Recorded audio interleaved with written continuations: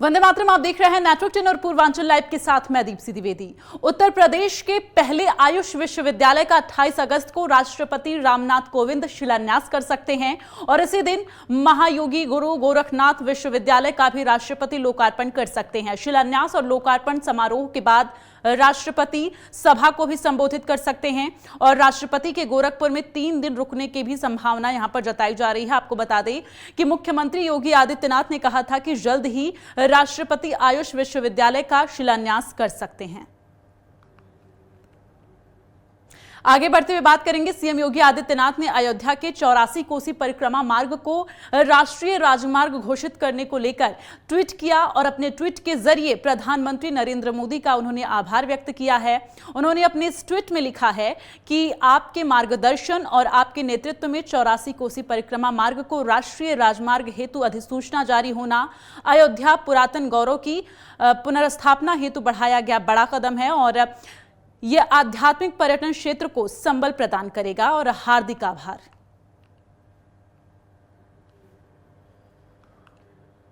लखनऊ में सीएम योगी आदित्यनाथ ने आज अपने स्थित लखनऊ आवास पर जनता दर्शन कार्यक्रम का आयोजन किया और साथ ही इसमें आए लोगों से मिलकर उनकी समस्याओं को सुना है, जिसके बाद सीएम योगी आदित्यनाथ ने अधिकारियों को समस्याओं के निस्तारण के लिए निर्देश दिए हैं।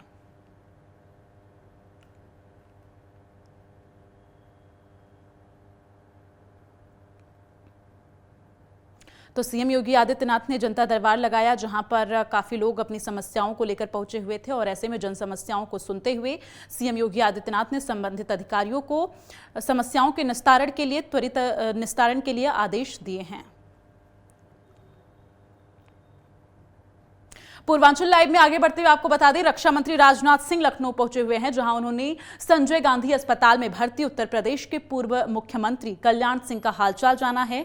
पूर्व मुख्यमंत्री की हालत नाजुक बनी हुई है।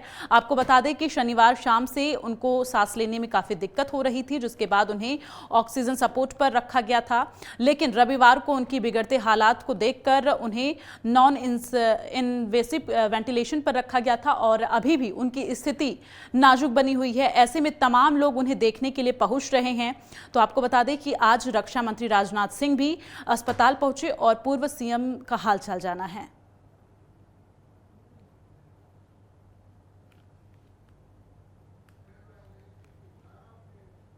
कानपुर देहात में रसूलाबाद के ईदगाह में अमनो अमान के साथ ईद उल अजहा की नमाज अता की गई और कोरोना गाइडलाइन को देखते हुए मस्जिद में सिर्फ 5 लोगों ने नमाज अता की है और ईद उल अजहा को लेकर कोरोना गाइडलाइन का पूरा ध्यान रखा गया और साथ ही ईदगाह में नमाज अता कर सभी ने मुल्क की तरक्की और कोरोना वायरस के खात्मे को लेकर दुआ मांगी है और इसके साथ ही महिलाओं ने भी घरों में रहकर नमाज अता करते हुए दुआएं मांगी।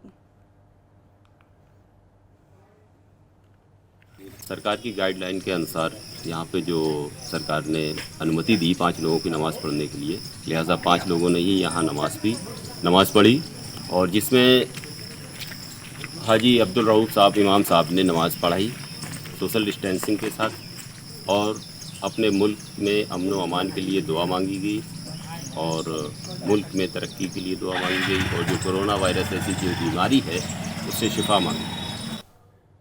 बुलेटिन में आगे बढ़ते हुए खबर जालौन से है, जहां एक बार फिर बकरीद की नमाज कोरोना के भेंट चढ़ गई। दरअसल आपको बता दें कि त्योहार के एक दिन पहले पीस कमेटी की बैठक हुई, जिसमें कोरोना की तीसरी लहर को देखते हुए सरकारी गाइडलाइन के अनुसार प्रशासन ने ईद उल अजहा की नमाज में सिर्फ 5 लोगों को नमाज पढ़ने की इजाज़त दी और आपको बता दें कि बकरीद के त्यौहार के दिन मुस्लिम समुदाय के लोग नमाज अता कर अपने घरों में कुर्बानी कराते हैं और लेकिन कोरोना के चलते नमाज नहीं हो सकी। ये आज बहुत अच्छा दिन रहा। आज इब्राहिम खलीलुल्लाह की यादगार को ताज़ा करते हुए उनकी सुन्नत पर अदायगी करते हुए कम से कम लोगों ने नमाज़ पढ़ी और जो है साथ में आपस में मिलजुल के मोहब्बत के साथ जो शांति मोहब्बत करना चाहिए था हमने हिंदुस्तान के फॉलो करते हुए।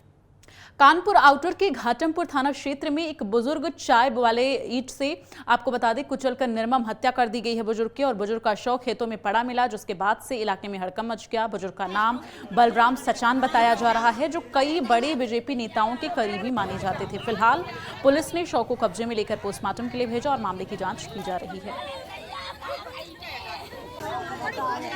21 जुलाई को थाना घाटमपुर क्षेत्र अंतर्गत ग्राम बंगला गोपाल में जहानाबाद रोड पर सड़क के किनारे बलराम सचान सनाब गोकुल सचान मृत अवस्था में पाए गए। उनके परिजनों द्वारा सूचना दी गई।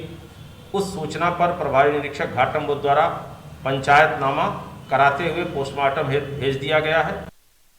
उन्नाव में स्वर्गीय मनोहर लाल की मूर्ति का अनावरण किया गया, जहां पर सपा सुप्रीमो अखिलेश यादव ने उन्नाव पहुंचकर मूर्ति का अनावरण किया है। प्रदेश अध्यक्ष नरेश उत्तम भी वहां मौजूद रहे। इस दौरान सुनील साजन, अन्नू टंडन भी वहां पर मौजूद रहे और सरौसी के स्कूल में अखिलेश यादव का ये कार्यक्रम रखा गया था।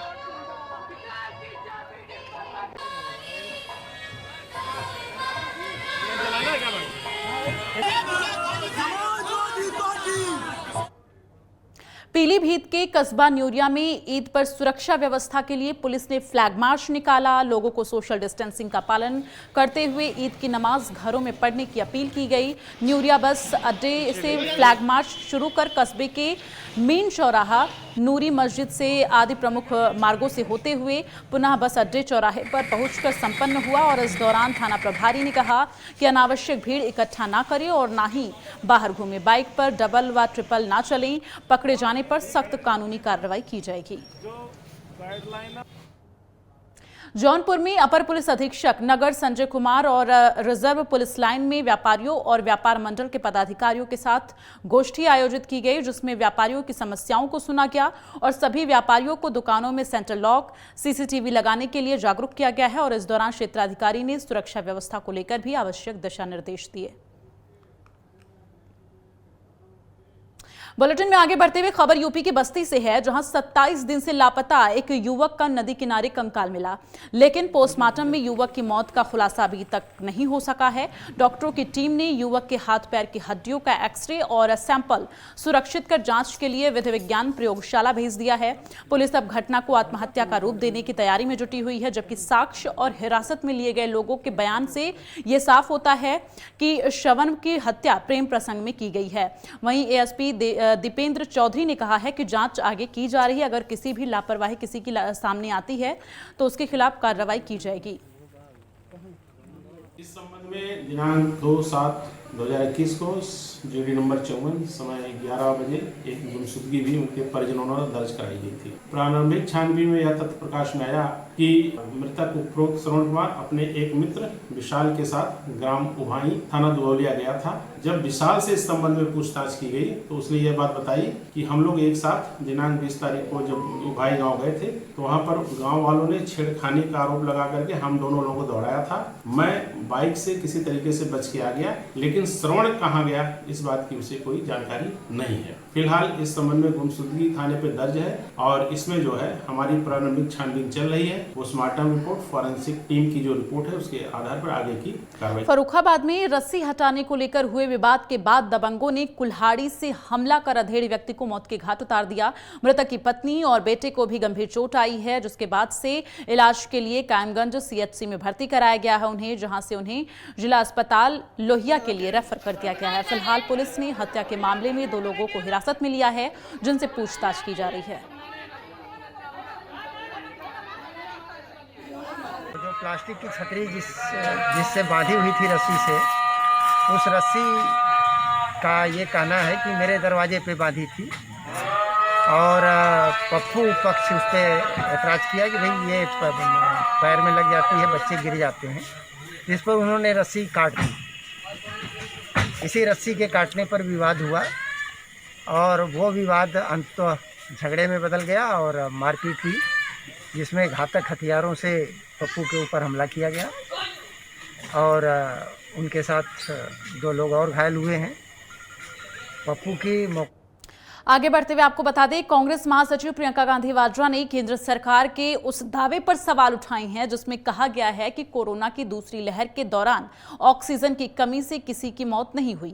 प्रियंका गांधी ने सरकार पर हमला बोलते हुए कई आरोप लगाए हैं। एक ट्वीट उन्होंने किया है जिसमें उन्होंने लिखा है कि ऑक्सीजन की कमी से मौतें इसलिए हुई क्योंकि महामारी वाले साल में सरकार ने ऑक्सीजन निर्यात 700% तक बढ़ा दिया, क्योंकि सरकार ने ऑक्सीजन ट्रांसपोर्ट करने वाले टैंकरों की व्यवस्था नहीं की थी और एम्पावर्ड ग्रुप और संसदीय समिति की सलाह को नजरअंदाज कर ऑक्सीजन उपलब्ध कराने का कोई इंतजाम नहीं किया। अस्पतालों में ऑक्सीजन प्लांट लगाने में कोई सक्रियता नहीं दिखाई। ऐसा कहते हुए प्रियंका गांधी ने सरकार को आड़े हाथों लिया है।